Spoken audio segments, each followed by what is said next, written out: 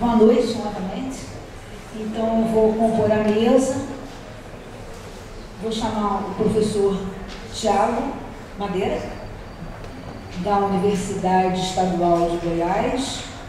Ele vai moderar essa mesa. A professora Tânia Câmara, da UERJ, e a professora Raquel de Souza, eu sei que é Souza, né? Do Colégio Pedro II. Tá? Agradeço imensamente aos 3 professores, esse carinho todo, de estarem aqui presentes. A Tânia é colega de longa data, de outra instituição, antes daqui. Raquel veio através de Ana Crélia, também, né, vai estar conosco na quinta-feira, da UFRJ. Tiago, através de Marisa, essa professora que ela está internada, na verdade, né? Mas amanhã, acredito que talvez ela não esteja, mas o texto dela será lido. Né? E o professor Tiago, que veio de mais longe. Nossos agradecimentos. Tá? Então, Tiago.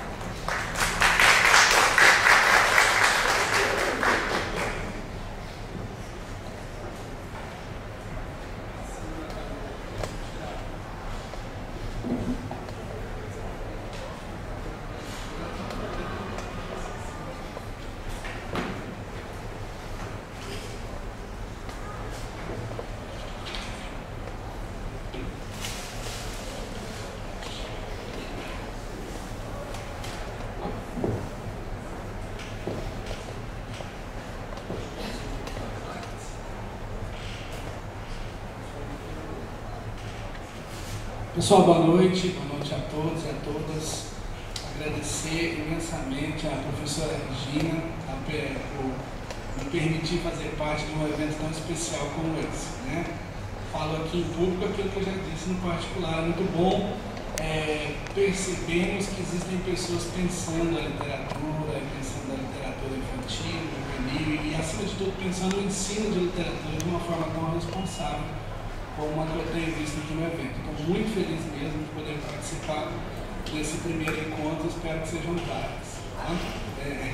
E agradeço, eu disse à professora que tinha a possibilidade de eu não conseguir participar do evento, porque eu tinha 2 bancas hoje. Quanto à minha, a mesa que eu coordenei à tarde, ela disse, não só vem participar, como também vai fazer uma mediação na parte da noite, então deu aquele ânimo para que a gente pudesse, de certa forma, pudesse participar do evento mesmo. Então, estou muito feliz. Eu agradeço a professora Marisa Calil, que nos faz presente, mas que é, sem dúvida nenhuma, uma mentora nos diálogos que a gente tem empreendido sobre o ensino de literatura há um tempo já. Bom, vou fazer só o serviço de mediação dessa mesa, mas assim, já li um pouco os trabalhos das 2 professoras e fiquei muito feliz de perceber que o carinho que vocês têm, tanto por pensar a questão da poesia o seu, tinha 50%, tinha você. Tanto de pensar a questão do diário de leitura, quanto a reflexão sobre como trabalhar o poema, como trabalhar isso em sala de aula não é simples. Eu trabalho com o ensino de literatura na educação básica, tanto no ensino fundamental quanto médio, e reconheço a dificuldade de a gente conseguir inserir aí a questão do poema nessas práticas de letramento. Então, sem dúvida nenhuma, são atividades que uma é pensar a questão do gênero mesmo, e outra é pensar uma metodologia que possa, de certa forma, compor práticas mais produtivas. Tá bom? Então, eu passo primeiramente a palavra para a professora Raquel Cristina de Souza e Souza, que apresentará o trabalho intitulado O Diário de Leitura como Ferramenta Didática, Subjetividade, Construção de Sentidos e Fruição. Professora, a palavra é sua, é um prazer poder ouvir, tá bom? Olá, boa noite. Estou muito contente de estar aqui hoje com vocês para conversar um pouco sobre o meu trabalho. Eu frequentei muito a UERJ nos anos iniciais da minha formação, não só aqui como em São Gonçalo também, participando de eventos como este, como ouvinte. Eu tinha muita ansiedade de procurar respostas para as minhas inquietações. Então, mesmo não tendo sido formada aqui, a UERJ tem um papel fundamental na profissional que eu sou hoje, né, na pesquisadora e na professora. Então, estar deste lado da mesa hoje, para falar do ponto de vista da escola básica, é pessoalmente especial, particularmente especial. Então, eu gostaria de agradecer a professora Regina Micheli por essa oportunidade, de poder compartilhar com vocês um pouco dessa experiência na escola básica. Então, o que eu trouxe para conversar com vocês aqui hoje são algumas reflexões teóricas e metodológicas que são fruto de um trabalho que eu tenho realizado há 4 anos com diários de leitura em sala de aula no 6º ano do ensino fundamental, no Colégio Pedro II de Realengo. A parte mais divertida da minha fala vai ser analisar as produções das crianças. Mas antes disso, eu gostaria de sinalizar e deixar claro quais são os pressupostos teóricos por trás do trabalho com diários de leitura. Na verdade, eu queria deixar clara qual é a concepção de leitura literária que embasa o trabalho com diários de leitura. Eu acho que eu tenho que ficar em pé para passar. É melhor? Obrigada. Então, o primeiro aspecto que eu queria destacar é o papel ativo do leitor na construção dos sentidos. Eu sei que este é um lugar comum teórico, hoje em dia, né? Acho que a maioria de nós aqui compartilha essa perspectiva da leitura como um ato interativo, como um ato dialógico que demanda respostas do leitor. Mas, mesmo sendo um lugar comum teórico, eu acho necessário reforçá-lo porque nós, professores, temos muita dificuldade de transformar a leitura teórica que a gente recebe na universidade em prática pedagógica. Então, embora a gente esteja há décadas repetindo que o texto não fala por si só, são os mecanismos de interpretação e de compreensão do leitor que fazem o texto falar,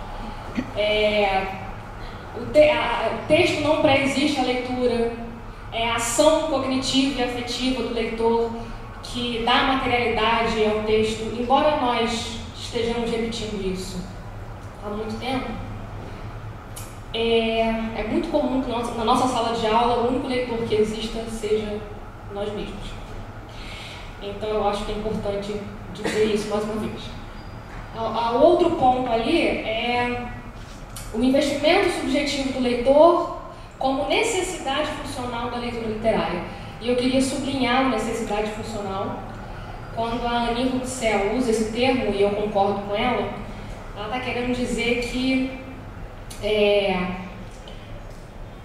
não é possível uma experiência estética significativa com o texto literário se essa leitura literária não atravessar o sujeito leitor. Se a projeção subjetiva do leitor não fizer parte dessa construção de sentidos. Se as nossas experiências, afetos, memória, ideologia, crenças não fizerem parte dessa construção de sentido. E isso tem a ver com o aspecto 3, que é pensar a leitura literária como uma experiência e não como um saber externo ao sujeito. Ou seja, pensar a leitura literária na escola, né, no caso. Estou pensando na formação do leitor literário na escola. Pensar essa leitura literária na sala de aula como algo que vai atravessar o leitor, vai mover o leitor, vai deslocar o leitor, afetar o leitor, é isso que é uma experiência estética, né? Quando a gente permite que o texto afete o leitor. E não necessariamente, ou não somente pensar em saberes sobre o texto. Então, sobre o gênero textual, sobre o contexto sócio-histórico, sobre a língua. Não que esses saberes sobre o texto não estejam presentes na escola e não devam estar. Na verdade, esses saberes sobre o texto fazem parte do jogo da escolarização da literatura. E eles têm uma função importante, inclusive, dependendo da maneira como nós o abordemos, no processo de construção de sentido. Então, compreensão e fruição não estão descolados. Quando os meus alunos, por exemplo, dizem que não gostaram de um texto ou de um livro, eu posso apostar que parte desse não gostar tem a ver com uma incompreensão, no sentido de que ele não conseguiu construir sentido para aquilo. Então, compreensão e fruição, eu acredito que estejam entrelaçados. Então, esses saberes sobre o texto também são importantes, mas eles necessários, mas não suficientes. Eu acho que essa é uma questão importante que fez mudar muito o meu olhar sobre a presença do texto literário na sala de aula. Esses saberes são importantes e necessários, mas não suficientes para mover, para permitir essa experiência estética na sala de aula. Você pode passar, por favor? E aí eu gostaria de dizer que, apesar de ler sobre isso, experimentar sobre isso na sala de aula, eu reconheço que a sala de aula e a escola não é um lugar assim muito propício para que essa subjetividade emerja. Por que nós temos medo dessa subjetividade? Os alunos. Da nossa também. Da nossa e dos alunos. A gente desconfia da subjetividade porque ela vai nos desalojar daqueles lugares bem confortáveis da nossa prática cotidiana. E aí eu coloquei ali, por exemplo, alguns aspectos que a gente pode levantar. Por exemplo, o monopólio da leitura, né? Se a gente abre a sala de aula para diferentes construções subjetivas de leitura, né, do texto que nós estivermos discutindo, para 35, 40 maneiras diferentes de interpretar, de construir sentido para o texto, isso tira a gente daquele lugar super confortável de exercer poder sobre o aluno, devido a um saber específico que nós temos. Super comum a fala dos alunos, né? Assim, só o professor consegue entender esse texto, só ele consegue interpretar esse poema, só ele consegue dizer essas loucuras, né? Interpretar essas coisas loucas que não estão no texto, eu não consigo ver. Então, se a gente abre a sala de aula para essas perspectivas diferentes da nossa, a gente precisa sair desse lugar confortável que transmitir uma leitura unívoca que, olha só, às vezes nem é a nossa, né? Às vezes é do professor da universidade que leu pela gente, é do crítico literário que a gente consultou, é do material didático que a gente usa. Então, na verdade, a questão da subjetividade é mais complexa ainda do que simplesmente dar a voz ao aluno. É a gente pensar também nós, professores, como sujeitos de leitura, como sujeitos leitores de literatura. Às vezes nós também não somos esse sujeito leitor. Uma outra questão, eu coloquei ali o controle, entre aspas, porque eu odeio esse termo, né? Controle de turma. Mas quem está em sala de aula sabe muito bem do que eu estou falando. É um termo horrível, mas eu acho que vocês conseguem perceber o que eu quero dizer. Se você abre a sala de aula para uma experiência dialógica, a gente não tem mais a barganha da nota, a barganha, a moeda de troca do boletim, da reprovação. A nossa avaliação muda, porque como é que você vai avaliar 35, 40 leituras diferentes da sua por uma prova única, unívoca, conteudista? Então vejam que apostar na subjetividade dos alunos é extremamente desconfortável em diferentes dimensões, em diferentes níveis. Agora, se a gente não pensa na subjetividade como um elemento importante para a construção de sentidos, isso é um problema, porque sem mobilização da subjetividade, não há relação afetiva com a leitura em geral, nem com a literatura. Aliás, eu acredito que a literatura seja a porta de entrada para o mundo letrado em muitas experiências, leituras. Então, se a gente exclui a subjetividade desse processo, a gente complica o processo de inserção significativa dos nossos alunos no mundo letrado. E eu acho que o dever primordial da escola é tentar igualar as oportunidades de acesso ao mundo letrado do qual a literatura faz parte.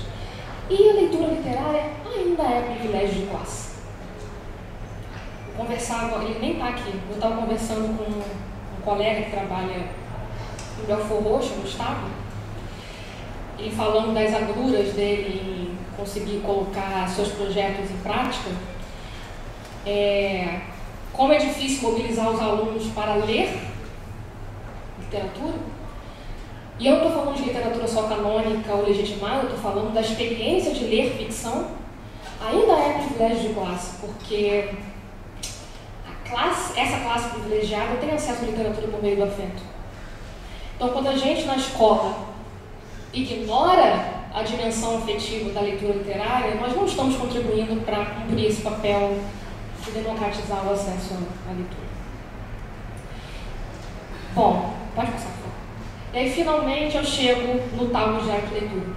O que o diário de leitura tem a ver com isso, né? O diário de leitura foi um instrumento mais eficaz que eu encontrei de conseguir acesso à subjetividade dos alunos. O diário de leitura é um caderno, agora é uma pasta, porque caderno é muito difícil de levar para casa, pesa, então agora é uma pasta, em que os alunos têm que registrar regularmente, semanalmente, o seu processo de leitura do livro que nós estivermos compartilhando. E como é que ele faz isso? Ele é estimulado a anotar, em formato de texto, em formato de diário. A minha leitura foi... Ele tem que anotar as suas dúvidas, ele tem que anotar as suas relações com outros textos, com a sua vida, ele tem que anotar o que o incomodou, o que o confortou. Enfim, ele tem que registrar a conversa dele com esse livro que nós estivermos compartilhando no momento. Só que essa tarefa é uma tarefa sistemática e planejada, ou seja, é uma rotina.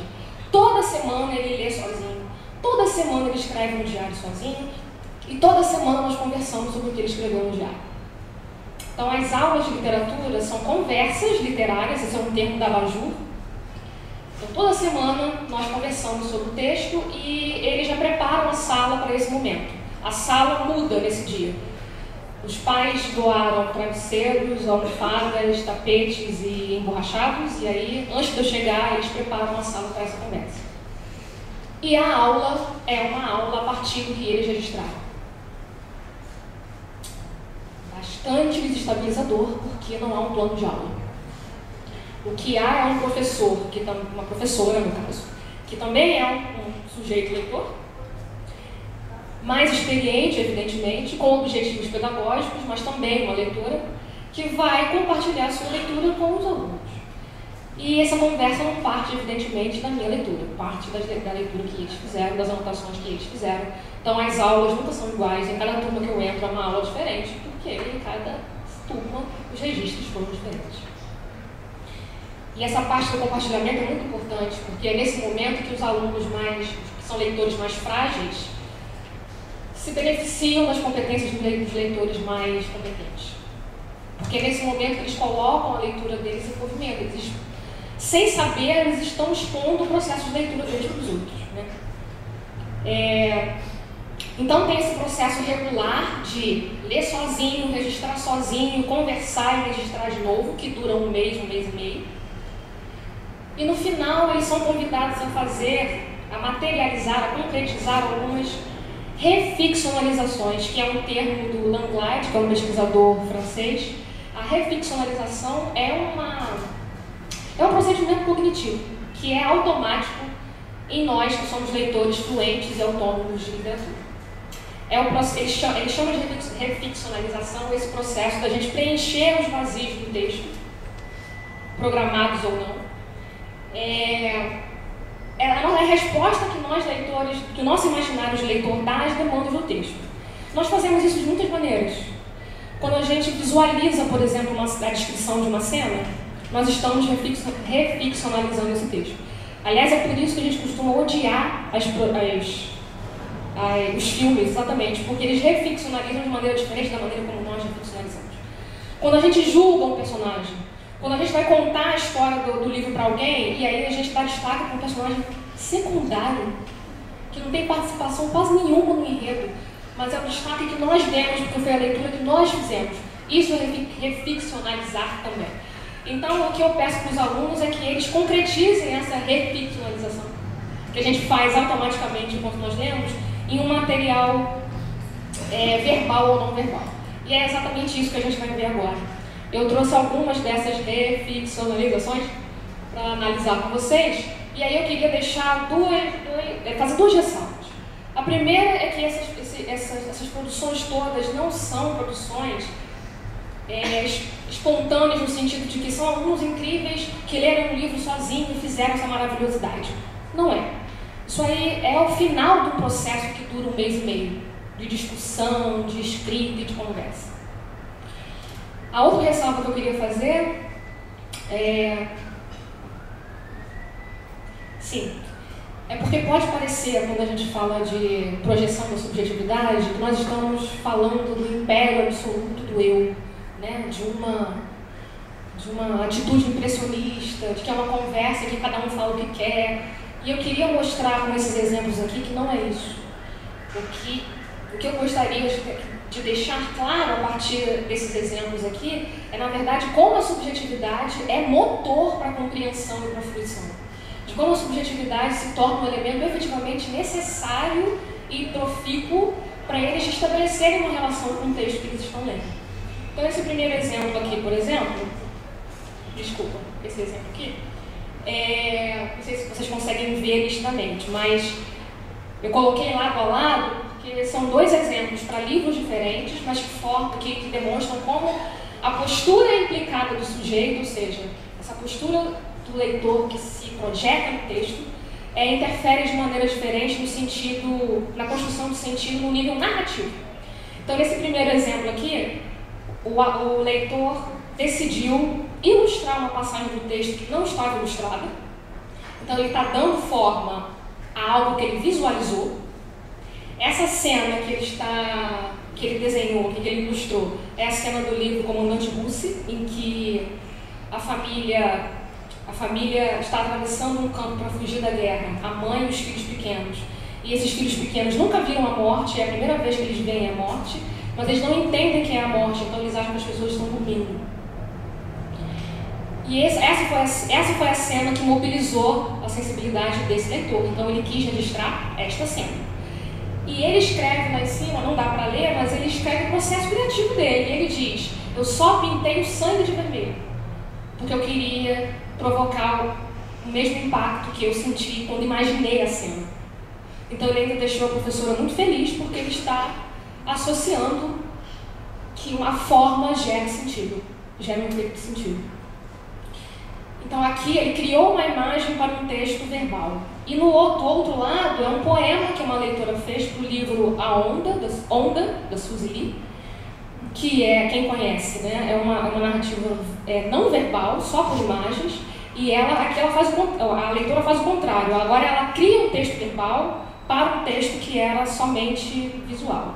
E o poema diz, título, Medo do Mar. Vejo uma onda, bate um medo, vou te contar um segredo. Nunca fui ao mar. Acho que vou congelar. Não, vou me aproximar e amiga dele vou ficar, para em novas aventuras me jogar. E ela se coloca no lugar da personagem que está vivendo as aventuras. Então ela sente o medo e enfrenta o medo por meio da personagem. Pode passar. Aqui eu gostaria de mostrar agora exemplos de construção de sentido no nível simbólico. São 2 capas diferentes que 2 leitores diferentes refizeram, né, para a invenção de Hugo Cabret. E não só nós temos uma compreensão simbólica, como metaficcional no livro que eles leram. Não sei se vocês conhecem a história, mas a invenção, nós lemos o livro perseguindo a invenção do Hugo Cabret. Que raio de invenção é essa, afinal de contas? A gente só descobre no final que a invenção dele é o próprio livro. E esses 2 leitores captaram a mensagem metaficcional, não com essas palavras, evidentemente, mas eles captaram essa mensagem e criaram 2 capas metaficcionais para a obra. Essa primeira aqui é super simples, muito simples, mas a leitura dela é extremamente complexa, porque essa leitora fez a capa no formato de uma porta, com a fechadura. E a chave é um elemento importante da narrativa. O Hugo Cabret, ele tem um objeto que ele quer fazer funcionar, e ele precisa de uma chave que ele não sabe onde está. E ele acha que no dia que ele descobrir essa chave, ele vai resolver todos os problemas da sua vida, porque ele vai receber a mensagem do pai dele. E toda a sua vida caótica vai fazer sentido. Então essa leitora transformou a capa numa porta com a fechadura, dando a entender que quem tem a chave é o leitor. Que o leitor, na hora que abrir essa porta, vai adentrar no mundo ficcional, e é ele que tem a chave, ou seja, que tem os mecanismos de interpretação para acessar esse mundo ficcional. Essa leitura que está fazendo sou eu, a criança não fez esse processo de elaboração, ela só desenhou a capa, mas eu estou interpretando a capa. E ali do outro lado, esse outro leitor transformou a capa no teatro onde se passavam os filmes mudos da década de 30, que é o contexto da obra. O Cabret vive na década de 30 e frequenta cinemas escondido para assistir a filmes mudos, preto e branco. Então, quando ele transfaz essa capa, ele a ideia é semelhante à da outra, né? Abrir essa cortina do teatro é começar a experiência da leitura. E o autor do Cabret gostaria que nós tivéssemos essa experiência de leitura próxima da experiência de estar diante de um filme mudo, né? Os recursos visuais que ele usa, né, são para isso, para simular um pouco o espectador de cinema. Então, esta capa dá justamente essa ideia. Abrir essa cortina é abrir o livro e começar a experiência de leitura. Aqui mais 2 exemplos de leitura simbólica. Esse aqui também é para o comandante Russi. Essa leitora transformou num texto verbo-visual os conflitos internos do personagem. Russi é um menino de 12 anos que participa da Guerra Civil na Guiné-Bissau. Olha esse desenho. Este é o Russi. E nos pés dele tem 2 bolas de ferro. Eu sei que não dá para ler, eu vou traduzir para vocês. Amarradas no pé dele estão 2 bolas de ferro. De um lado está escrito guerra e do outro idade adulta. Ou seja, tudo aquilo que o Russi não pode controlar. Não foi ele que provocou a guerra e ele não pode parar de crescer.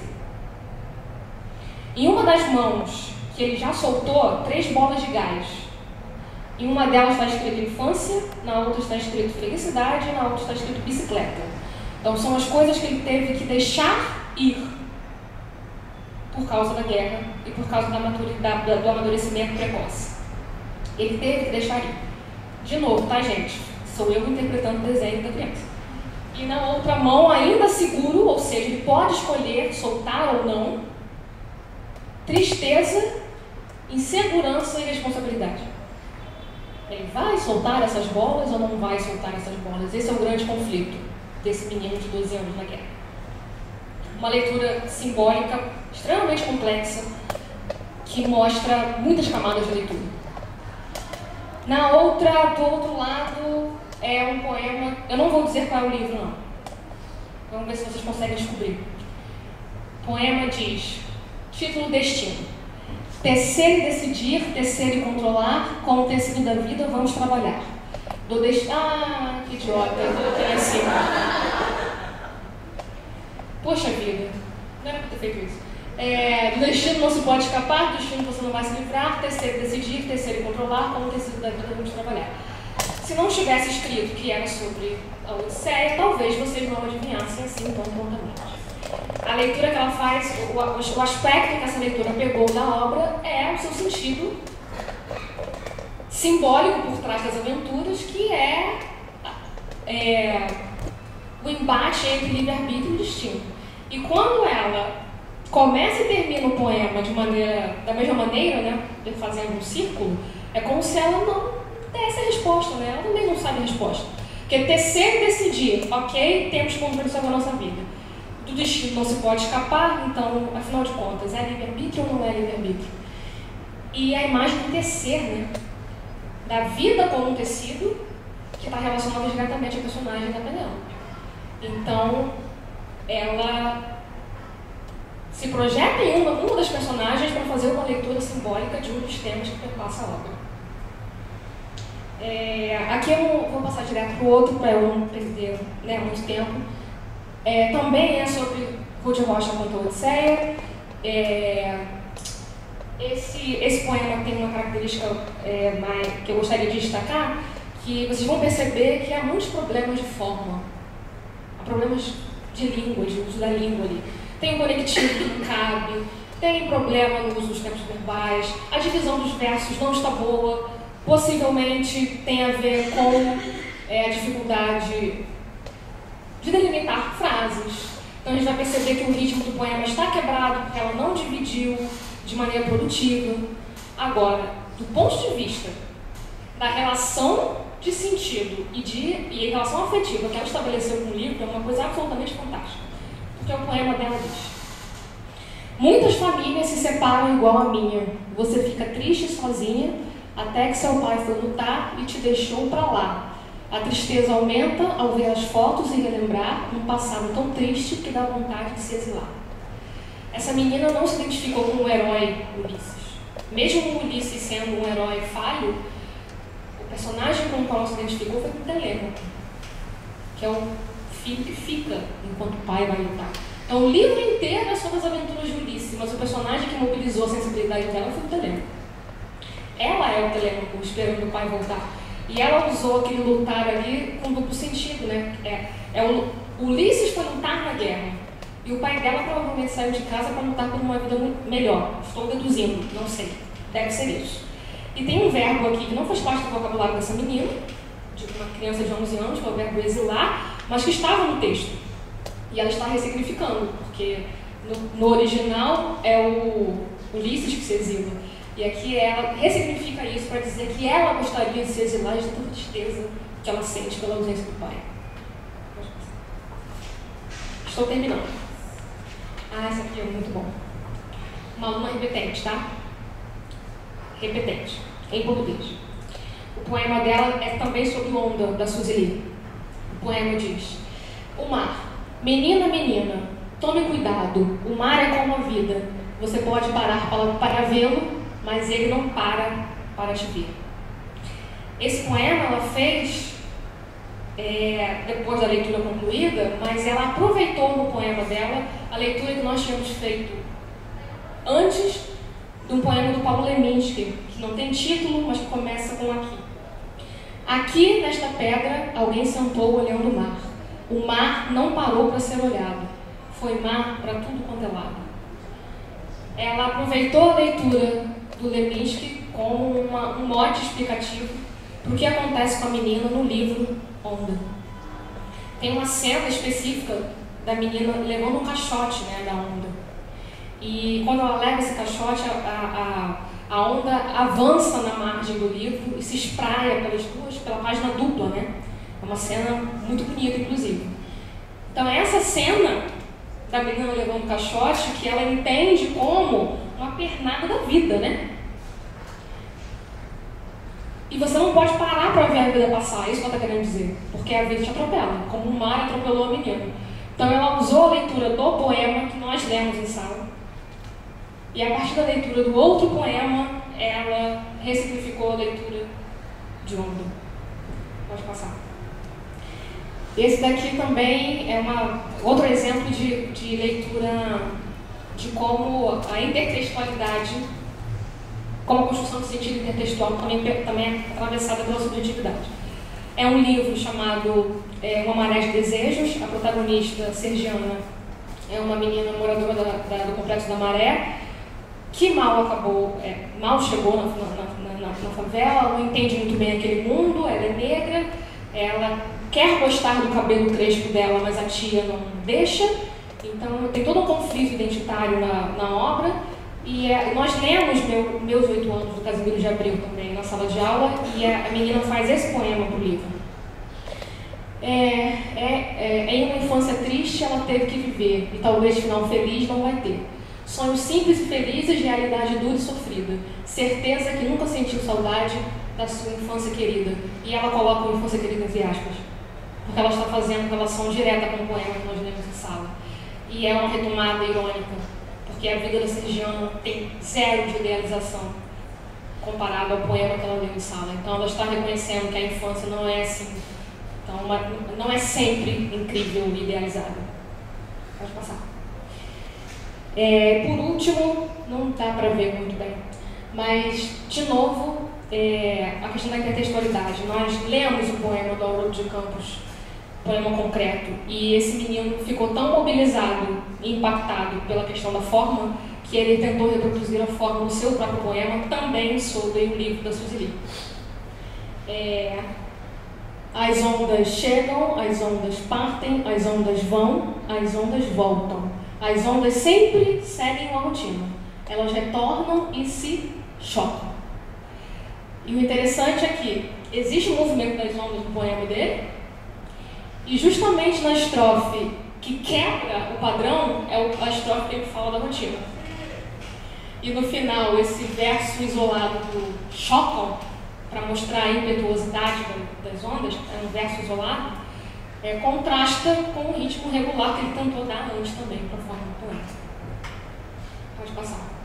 Então, as conclusões, considerações finais, né, que eu gostaria de ter demonstrado para vocês a partir desse trabalho com as interferências subjetivas dos alunos na leitura, primeiro, mostrar a produtividade didática do diário de leitura como instrumento pedagógico. Né? Primeiro, porque o diário permite que a gente tenha acesso a indícios de uma relação viva com o texto, que pode nutrir o processo de elaboração semântica e orientar a construção de sentidos. Então, mais uma vez, não é a subjetividade solipsista, né?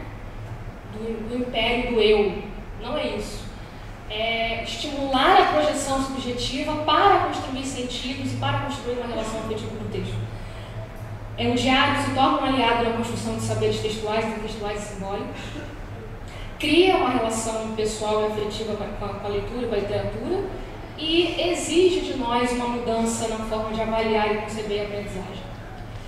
Ao utilizar o diário de leitura, muda a dinâmica da sala de aula, muda a forma de avaliar, muda a forma de entender como os alunos aprendem, porque cada diário é um percurso particular de um leitor. Então, na hora que eu leio esse diário de leitura, eu posso interferir de maneira mais individualizada no percurso de cada um deles. Embora esses diários sejam compartilhados, o compartilhamento colabore para que cada um vá complexificando as suas leituras, eu consigo ter acesso a percursos singulares de leitura e consigo contribuir de maneira mais efetiva no itinerário de cada um. Então, o diário exige de nós uma predisposição à surpresa, porque é a metodologia da surpresa, porque a aula se baseia sempre no que os alunos trazem. Era isso que eu queria compartilhar com vocês. A gente pode conversar um pouquinho mais depois. Obrigada.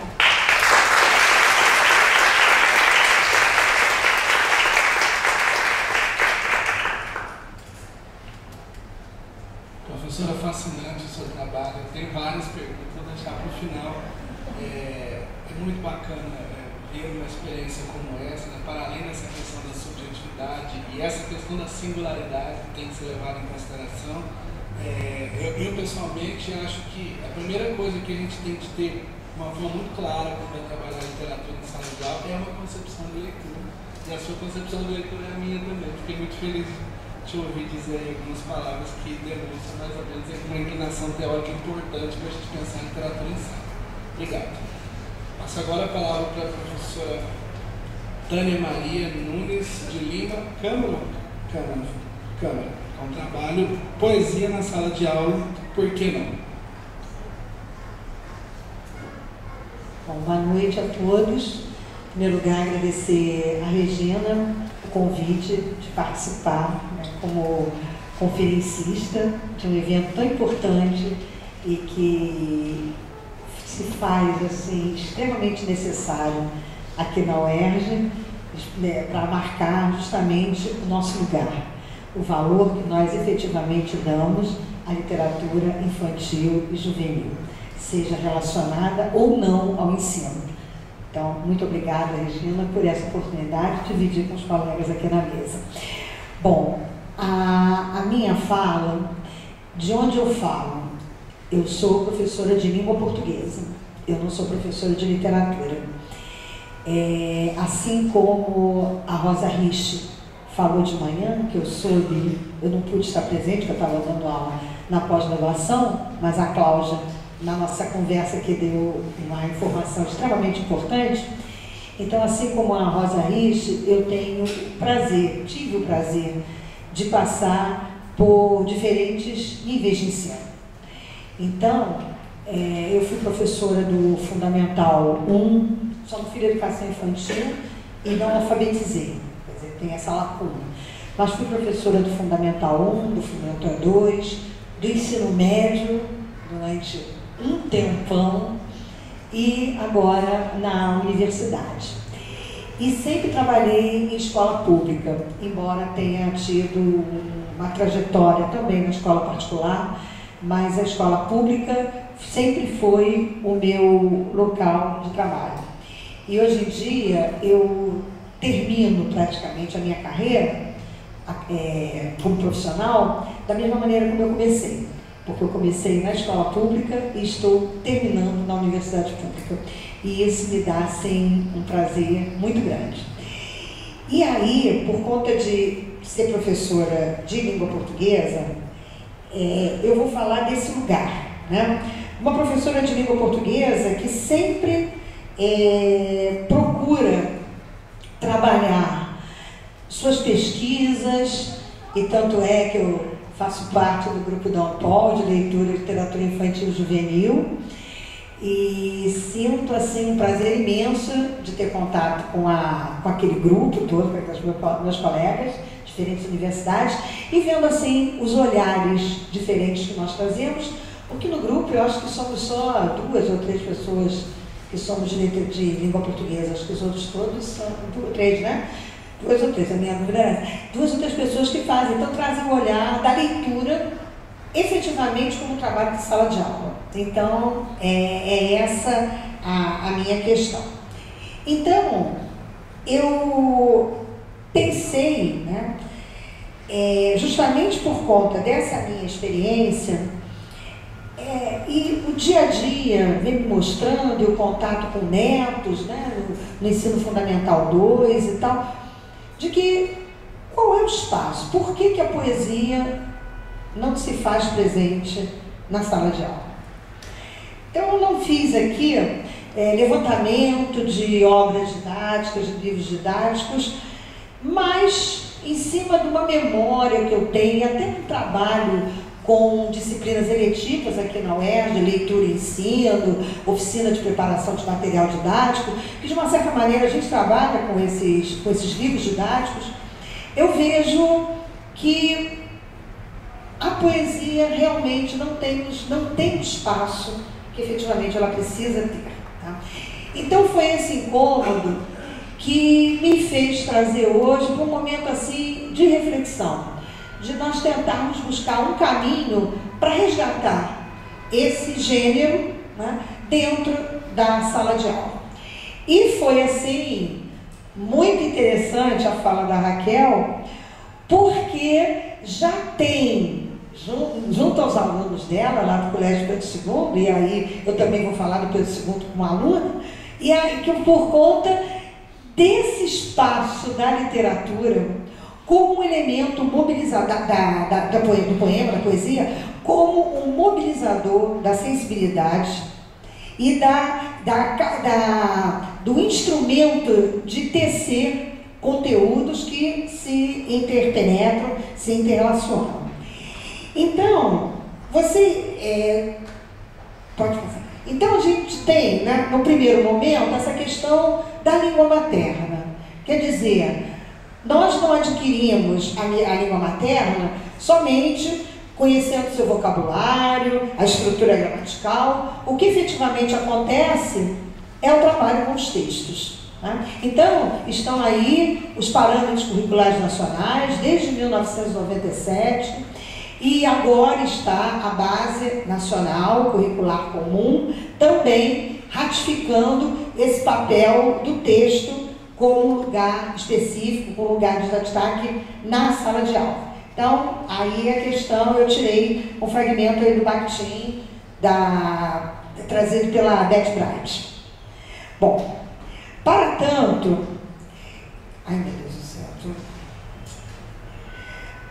Para tanto, é necessário... Ih, meu Deus, para tanto é necessário que o professor possibilite ao aluno contato com gêneros diferentes. Então, isso aí todos nós já sabemos, né? Contatos, domínios discursivos, no intuito de fazer com que esse aluno desenvolva aquilo que nós estamos chamando de polilinguismo fundamental.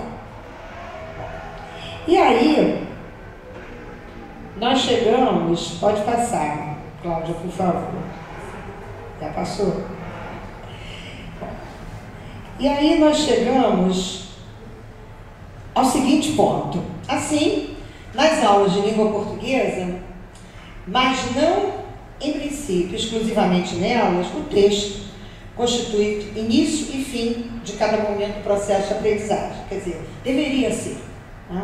Então, esses textos divididos nos normativos e nos não normativos.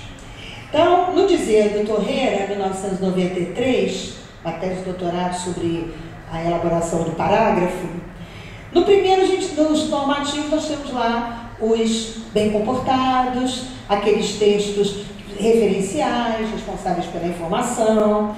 E no segundo, nos não normativos, aquele espaço em que a literatura efetivamente vai se desenvolver. Então,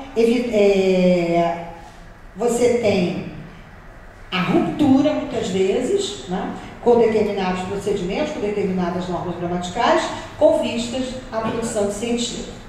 Então, para ser literário não precisa ser subversivo do ponto de vista gramatical, mas existe um espaço da subversão na literatura. E aí, pode passar. Então, nós chegamos a esse ponto, né? Enfrentado pelo professor de língua portuguesa, como a Raquel falou, que é a aproximação do aluno desse domínio, do domínio literário. Então, como fazer isso? Isso também é uma discussão antiga, que nós sabemos que passa, entre outros fatores, pela questão do professor leitor, porque muitas vezes as indicações inadequadas são capazes de afastar totalmente o aluno do texto, da leitura do texto. Então, o professor leitor vai ser um fator determinante para essa organização, para esse trabalho. E pensando na sala de aula, porque quando eu trabalhava na escola pública, nós éramos professores de língua portuguesa, literatura e produção de texto. Na escola particular, isso não acontecia. Era o professor de língua portuguesa, que era eu, o professor de literatura e o professor de redação, que às vezes era eu e às vezes não. E eu entendia que lá na educação básica, no Fundamental 2, e principalmente no ensino médio, esse texto literário deveria chegar ao aluno de uma maneira que eu estou chamando aqui de mais natural. Quer dizer, natural dentro daquilo que a gente possa pensar em naturalidade a partir da própria fala da Raquel, né? Assim como acontece na educação infantil. Tá? Então, quando nós vemos assim, uma aproximação imensa do aluno da educação infantil com a arte e um progressivo afastamento desse aluno em relação à arte. Então, o que acontece? É um desprestígio? Está ficando sério? Né? O nível está cada vez mais elevado, o conhecimento é mais exigido e a literatura é brincadeira? Como é que fica essa questão toda? Tá, pode passar. Então, o que acontece? Lá na educação infantil, o contato com a literatura, seja em prosa, seja em verso, ocorre de uma maneira frequente e, de uma certa forma, espontânea também, garantindo essa resposta imediata dos alunos. Então, por meio das histórias infantis, das cantigas de roda, das cantigas de niná. E esse quadro tende a se manter no Fundamental 1, desculpe, está errado ali. Tá? Então, quando você vai da educação infantil até o 5º ano, nós percebemos esse envolvimento que o aluno tem na medida que o professor vê efetivamente uma funcionalidade, um papel importante no desenvolvimento do aluno. E essa transformação, ou essa releitura que os alunos fazem, né? Pegando a partir de uma história, fazer uma ilustração, a partir de um gênero, fazer outro gênero, isso acontece com uma certa naturalidade até o 5º ano. O grande buraco negro que eu enxergo na educação básica começa no 6º ano. E talvez aí por conta da questão da seriedade que a gente tem. São vários, não é mais um professor ou 2 professores, são vários, cada um tem a sua formação específica, e isso daí divide. O conhecimento divide em gavetas e essa capacidade de articulação se torna muito difícil, né? Então, nós vemos isso, que a partir do Fundamental 2, dá uma modificação muito profunda, em consequência, talvez, né? Estou levantando aqui uma questão, dessa didatização do texto literário. E nisso, o livro didático, não sou contra livros didáticos, acho que o livro didático é uma necessidade dentro da realidade que se tem da escola brasileira.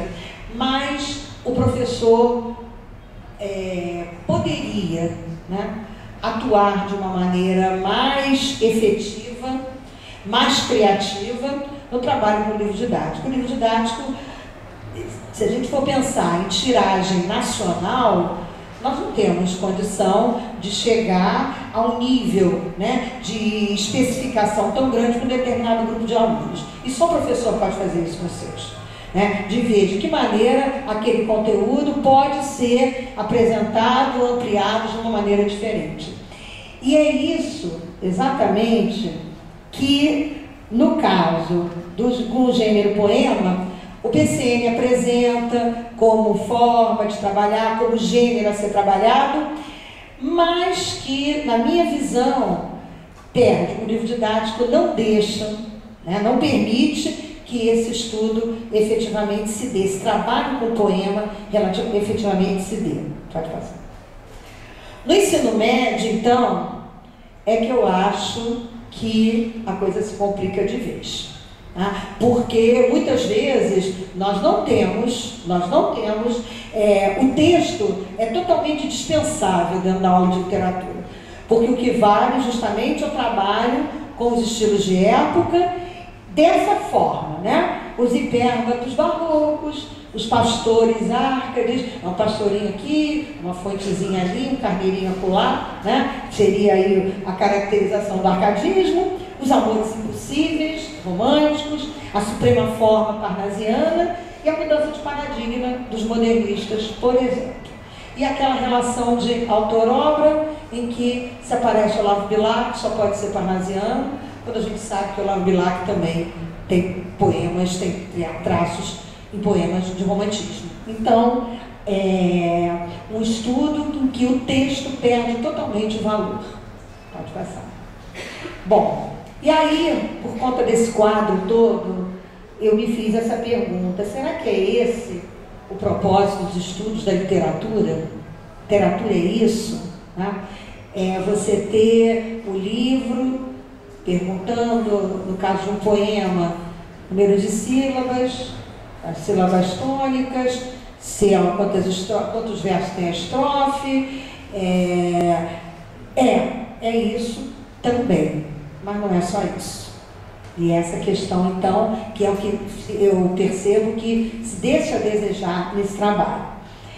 Então, como é que, dentro de um trabalho tão, assim, alheio ao desenvolvimento do texto, ao trabalho efetivo com o texto, como é que nós podemos fazer valer a ideia do Cossélio de que o emprego da linguagem na literatura representa a plena funcionalidade da linguagem ou a realização das suas possibilidades, de suas virtualidades? Será que quando nós trabalhamos os textos, nós efetivamente trabalhamos assim com os alunos? Nós buscamos que o aluno perceba o trabalho de linguagem que se realiza naquele texto? Será que quando ele lê um poema de Álvares de Azevedo, o levantamento do vocabulário, as marcas lexicais do texto, dão a ideia das características do ultrarromantismo, sem que o aluno previamente precise pensar no conceito de ultrarromantismo para localizar no texto? Será que a leitura por si não é capaz de fazer isso? Eu acho que sim. Eu acho que é.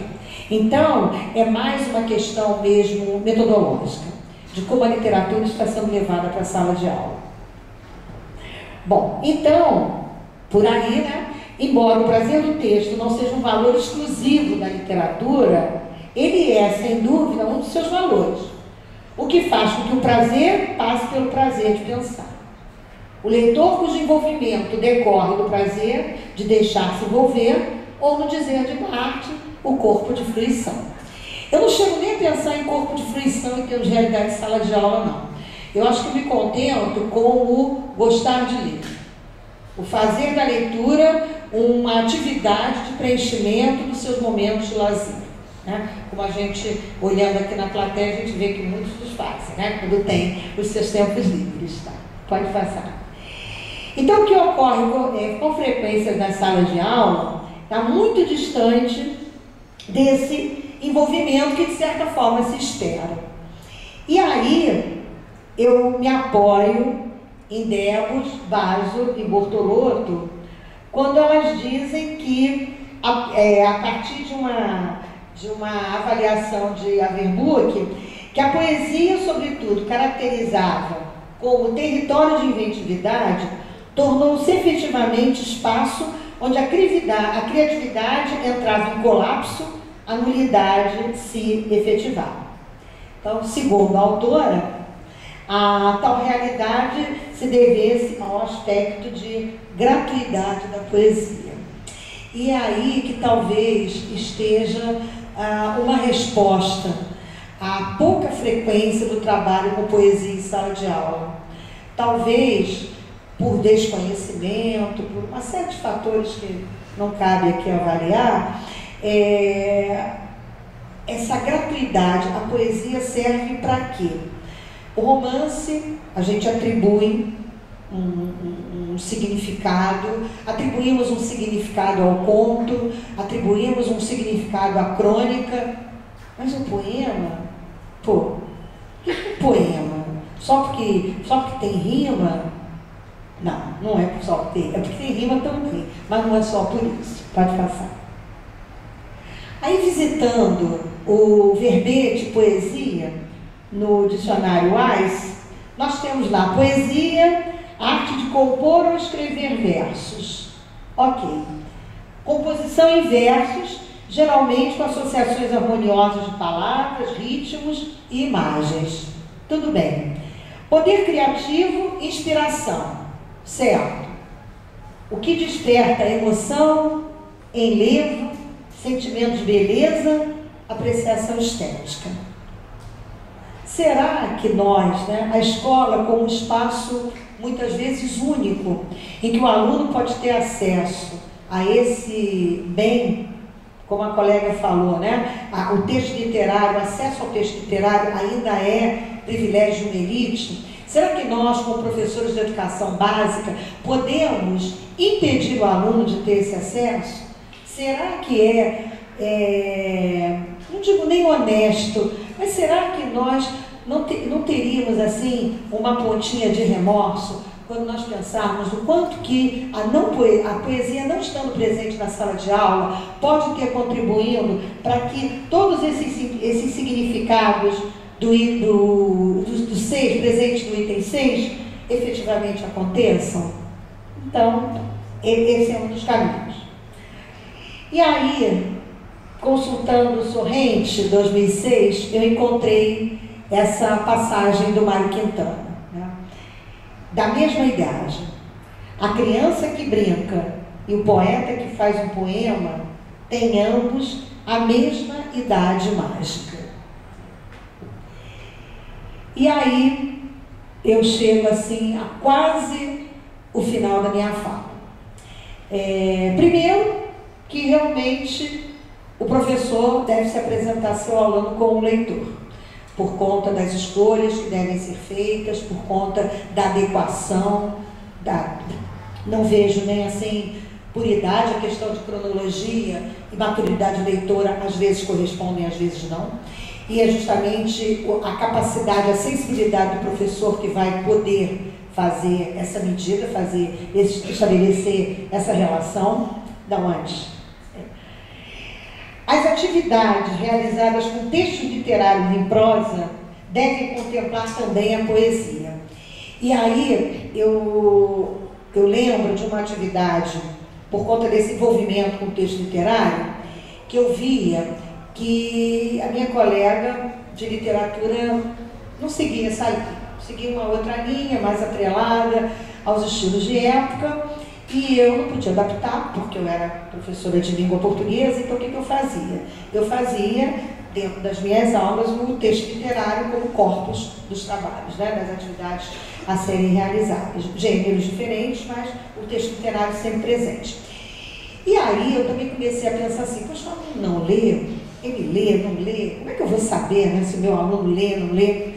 Então eu resolvi fazer o seguinte, não era um diário de leitura, não era um passaporte de leitura, o nome que nós quisermos dar, mas era assim, o aluno de 15 em 15 dias, ou uma vez por mês, dependendo de como andasse lá o nosso ritmo, eu pedia que os alunos, espontaneamente, então sem qualquer tipo de avaliação, porque realmente, que avaliação você vai fazer, né? Que nota atribuir? E aí, esbarrando também num outro aspecto, a questão da turma quietinha, da turma silenciosa, da turma comportada, que tem que ser rompido para que efetivamente essas individualidades, essa relação com o texto, essa capacidade de leitor efetivamente se desenvolva. Então eu dizia para os alunos o seguinte, olha, cada um vai apresentar o livro que leu nos últimos 2 meses. Então eles traziam, e na apresentação eles traziam o livro, então apresentavam o livro, traziam o exemplar, aquilo circulava na turma, e eles justificavam por que eles tinham escolhido aquela obra e por que eles achavam que aquilo era interessante, que aquela leitura era interessante para os colegas fazerem. Isso, como eu falei antes, sem valer ponto, sem nada. Então seria a leitura trazida pelo interesse do aluno, pela atividade realizada. E eu tive muitas surpresas. Tá? Tive muitas surpresas. Eu tive, assim, livros simples, mas eu também tive, por exemplo, Ana Karenina, Irmãos Karamazov, em que discutiam a questão do psicologismo dos personagens e tal. E dentro da literatura brasileira também, tem Ana Maria Machado, levada para a sala de aula, ao lado do cânone, Machado de Assis, José de Alencar, mas numa leitura que eles tinham escolhido. E o que me chamou mais atenção não eram obras indicadas pela professora de literatura brasileira, de literatura do ensino médio. Eram leituras que os alunos efetivamente haviam escolhido.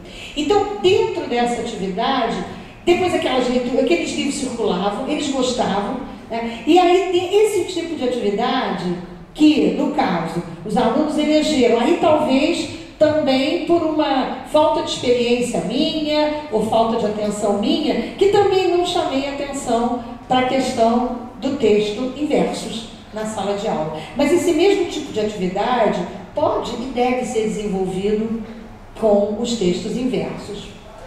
E, por fim, a experiência, esse meu relato de experiência com essa questão do texto em verso. Quando eu fui aluno do Pedro II, na época em que o 6º ao 9º ano se chamava curso ginasial. E o meu professor do 1º ano ginasial, que hoje seria o 6º ano, ele não dava prova no sentido tradicional. Ele fazia uma redação e uma declamação. Então, eu fiquei apavorada. Primeiro que eu sei, tu tem prova, né? Que coisa esquisita, é a única matéria que não tem prova. Gente, anos depois, me refletindo, isso foi em anos 60, eu fiquei pensando como esse professor estava à frente do seu tempo. Porque justamente ele desenvolveu nos alunos a expressão escrita e todo o sentimento de elevação, de ritmo, de leitura, de expressão oral por conta dos textos que nós declamávamos. E nós escolhíamos o texto que nós quiséssemos. Tá? Nós escolhíamos o que nós quiséssemos. O livro adotado era o livro de Celso Cunha, aquele maravilhoso manual de português, nós podíamos tirar dali os poemas ou escolher o poema que nós quiséssemos, mas tinha que haver declamação. Isso aí foi muito interessante, porque tem sempre aqueles alunos mais falantes, né, que são sempre os primeiros e tal, e o que me depois, lembrando aí, com todas as falhas que a memória pode nos trazer, né, a visão positiva que seja, mas eu não me lembro de ter tido nenhum colega que tivesse deixado de declamar. Às vezes ensaiava, né? Deixa eu vou dizer para você, vê se está bom, vê se eu estou falando certo. E assim, textos maravilhosos, e aquilo foi desenvolvendo. E qual foi a surpresa? Que no final do ano, eu estudava no Pedro II Engenho Novo, eles promoveram um concurso de trovas. Assim, nada, não tinha divulgação em sala, tinha lá o cartaz, concurso de trovas, nós íamos lá na biblioteca, e quantos colegas, inclusive eu, nos inscrevemos lá no concurso de trovas, e quantos de nós ganhamos medalha. Por conta de quê? Por conta de todo o trabalho que aquele professor do primeiro ano ginasial tinha feito, tinha nos sensibilizado com o trabalho da declamação em sala de aula. Então, a Eliane Debos não perguntou no livro, não. Ela disse que a poesia cabe na escola. A poesia cabe, sim, e é muito bem-vinda. E o lugar de destaque que ela representa tem que ser resgatado na educação básica. Muito obrigada.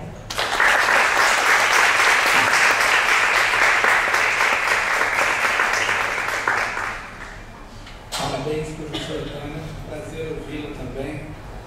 Nós vamos passar para perguntas? Como é que é, professora? Quantos? Então tá, com 15 minutos de questionamentos e tal. Você consegue falar daí? Boa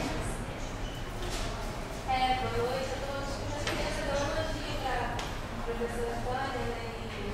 E enquanto futura professora, se permite ficar para fazer agora, a parte que você botou ali que o professor deve se apresentar não só como leitor de romance, de conto, mas também de poesia, cara. Olha o seu caminho. Assim, vou tomar vergonha na cara. Vou tomar vergonha na cara. Mas eu tenho uma pergunta para a professora Raquel. Eu amei o trabalho, assim, vou levar para a vida. Mas assim, eu fiquei com muitas dúvidas. Por exemplo, você conseguiu transformar a sala. Mas, assim, como você fez isso? Por exemplo, os livros. Vocês vão à sala de leitura, vocês leem juntos. Como é que você, por exemplo, o Cabreiro? Vocês leram juntos? Como é que vocês tiveram acesso a isso? E assim, essa escolha desses textos, desses livros, você faz, são os alunos, como é que isso funcionou? Eu falei um pouco correndo para poder dar tempo de chegar nas produções, mas assim, a leitura literária é o trabalho principal na minha sala de aula. Então, ela atravessa a prática de diferentes maneiras. Então, uma delas é para a leitura obrigatória. Então, o Cabré, por exemplo, é um livro que todo mundo leu, que era a leitura obrigatória. No Colégio Pedro II existe a prática dos responsáveis comprarem esses livros. Mas há alunos que não compram. Então, nós encontramos algumas alternativas, as viáveis no momento para isso. Então, livro da editora para circular entre aqueles que não têm, um pai amável que compra mais de um para emprestar para o outro colega, um livro que é dividido para 2 alunos, mas existe a leitura obrigatória. E eu estou chamando de leitura obrigatória, antigamente eu tinha pudores de falar obrigatório, porque é um termo que se estigmatizou, né? Falar de leitura obrigatória. Mas tudo isso que você viu aqui foi fruto de leitura obrigatória. Então, pois é. Então, a leitura obrigatória, na verdade, é a leitura indicada para que todos compartilhem. O meu desejo é que se envolvam e gostem, mas é claro que sempre vai haver aquele que não vai se identificar e não vai fazer esse processo. Uma hora dá certo com alguém, com algum livro, em algum momento. Eu estou tendo a oportunidade agora de trabalhar com a mesma turma do ano passado, então eu já estou há 1 ano e meio acompanhando os mesmos alunos, eu consigo ver mudanças em vários deles, mas eu preciso de tempo. Então, existe um trabalho com a leitura obrigatória e existe também um trabalho com a leitura livre. Existe uma estante na sala de aula. Parte desses livros são os pais que compraram, parte desses livros é doação, parte desses livros é minha, e alguns deles não voltam para mim nunca mais. E existe um trabalho com a leitura não obrigatória também. Quer dizer, a escolha é não obrigatória, mas ler é obrigatório. Então, enfim, tem nota para o trabalho da leitura obrigatória, tem nota para o trabalho da leitura livre, tem a discussão toda semana. Então, todo o trabalho é voltado para a leitura literária. Tem a estante na sala, tem o tapete na sala, tem a almofada na sala. A própria sala de aula é um ambiente em que eles fazem essa leitura e conversam. Mas eles leem em casa, 6º ano, então a gente estimula essa autonomia. Então, eles leem em casa, eu delimito os capítulos, mas semanalmente a gente discute aqueles capítulos. No início não dá certo não, tá? No início não dá certo. Dá bem errado, inclusive. Mas depois, é rotina. É a rotina e o seu feedback também para os alunos, né? E a sua insistência. Porque se você desiste, eles percebem que não era assim tão importante. Então, é a rotina, a insistência, a paciência e a clareza de que vai dar errado. Mas depois dá certo.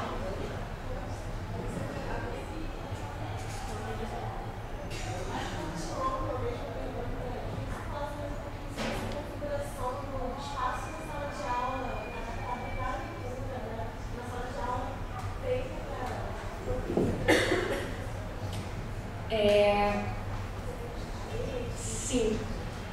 A sala de aula normalmente é em nós conseguimos, um semicírculo, né? Nós conseguimos isso com a maior parte dos professores, então a maior parte das aulas acontece nesse semicírculo, não é mais as fileiras. Mas na aula de leitura especificamente, a formatação em U já seria ótima para discussão. Mas eu gosto de mudar a sala no dia da aula de leitura para dar a impressão de que nós estamos efetivamente conversando e não tendo uma aula sobre, sim, lendo juntos. Então, também doação de pais. Tapete, emborrachado, almofada, esteira. Os pais doaram e esse material fica na sala, faz parte da sala de aula deles. Então, toda segunda-feira, antes de eu chegar, o grupo arruma a sala para aula de leitura. Então, no meio do círculo, eles montam os tapetes, pegam as almofadas. Nem todos vão para o chão, alguns querem permanecer nas cadeiras. E eu não obrigo ninguém a ir para o chão. E eles vão se arrumando no espaço para fazer essa conversa. E a conversa também... Oi?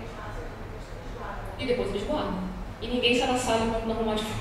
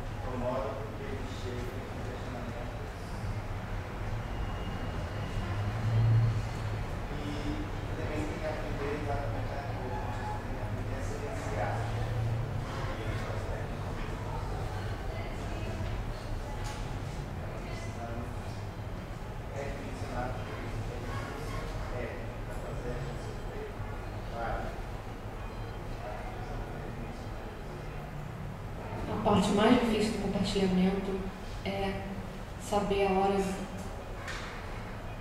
de eu interromper a minha leitura, de interferir menos no caminhar deles, de guiar menos a leitura. É o mais difícil, porque nós temos por hábito conduzir as perguntas. Esse é, além da dificuldade de organizar as falas deles, isso também é o mais difícil. Não guiar tanto a leitura deles.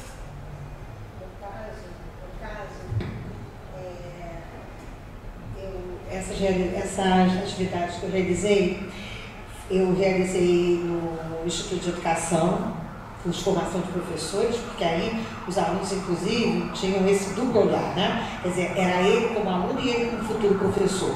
Isso, de uma certa maneira, vamos dizer assim, incentivava o trabalho. Mas eu realizei também numa escola particular que eu trabalhei durante muitos anos, só no ensino médio, eu fiquei mais de 20 anos nessa escola, mas era um momento de escola particular muito diferente do que a gente tem hoje. E era uma escola extremamente tradicional aqui na Tijuca, em que o diretor, apesar de ser um coronel, parecia que ele tinha colocado a farda no fundo da gaveta quando ele resolveu ser diretor da escola. Então, os professores que desejassem ter, né, essa liberdade de trabalhar da maneira como o professor achava, ele dizia assim: você sabe o que você está fazendo? Eu dizia: estou. Aí ele: então tá bom, tudo bem. Então ia pai perguntar: Noel Rosa quer no vestibular? Quando tinha atividade sobre música popular. Eu falei: não sei, a Noel Rosa faz parte da cultura brasileira. Então, mas isso, o pai não vinha falar comigo. Daí era um momento em que o meu coordenador, aí o coordenador perguntava ao professor, ele dizia assim: não vou nem perguntar o que o pai falou, tá? Vou dizer que você vai continuar fazendo e acabou. Tudo bem, por aí. Essa atividade, um dos aspectos que eu quis, vamos dizer assim, descaracterizar, é que tudo que acontece na escola tem que ser com nota. Então, quer dizer, o aluno, aquilo começou com um livro que eu levei. Eu levei, contei, falei e tal, e alguns quiseram ler, outros não quiseram. Então, é realmente isso, né? Você dá a oportunidade ao aluno a perceber que a escola é muito mais do que aquelas quatro paredes em que as disciplinas têm seus conteúdos assim, passados pelo professor, mas é também um espaço dele de se desenvolver, de crescer como leitor, como crítico, de dizer: olha, não gostei desse ponto aí do Guimarães Rosa, achei chato pra caramba, dele ter essa liberdade de falar, mas assim, achei chato pra caramba por quê? Por causa disso. Então você tem ali uma justificativa. E realmente com perseverança, sim. Isso não é simples, não era simples. Quando eu estava lá no ensino médio, no Fundamental 2, imagina agora que eu vejo as coisas, as notícias, os fatos que meus alunos me contam acontecendo na sala de aula. Mas o meu fazer, né, a minha prática, o meu fazer pedagógico sempre seguiu a seguinte meta: eu acredito nisso. E ouvia também de colegas: vai trabalhar, vai cantar hoje, vai enrolar hoje, vai ser só musiquinha hoje e tal, vai bagunçar, vão ficar andando pela sala de aula. Os colegas meus falavam isso por causa disso, né? Quer dizer, a questão do instrumento de poder, a força em que o aluno não é nem um pouco reflexivo, não é crítico, e aí depois os resultados estão aí na sociedade, né? Então eu acho que é uma questão de persistência mesmo, é acreditar no que você faz. Quando você acredita, as pessoas podem até não concordar, mas elas não podem dizer: você está errado de fazer isso, fazer aquilo. Tá? É importante mesmo, Jorge, é perseverança. Bom, podemos encerrar? Tá já.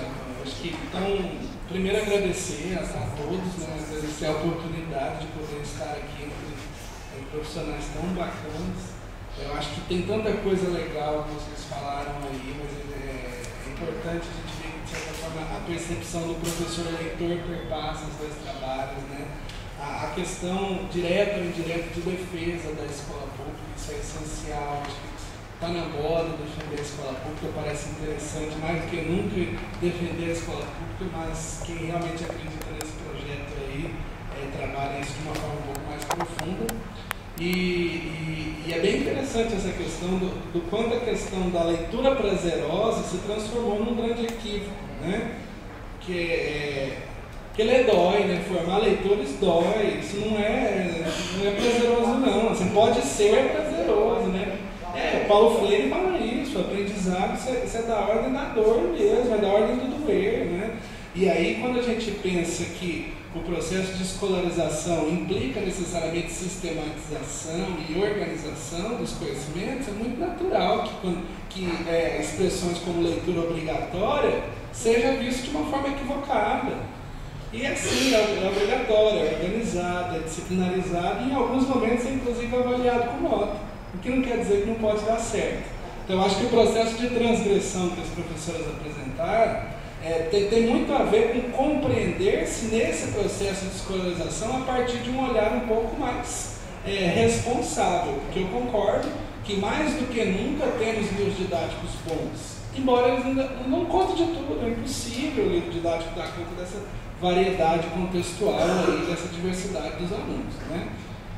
A gente encerra então a mesa, eu saio daqui com o coração enternecido, tanta alegria de ouvi-los e ouvi-las, sem dúvida nenhuma. Agradeço novamente à professora, agradeço a presença do público e boa noite. Obrigado.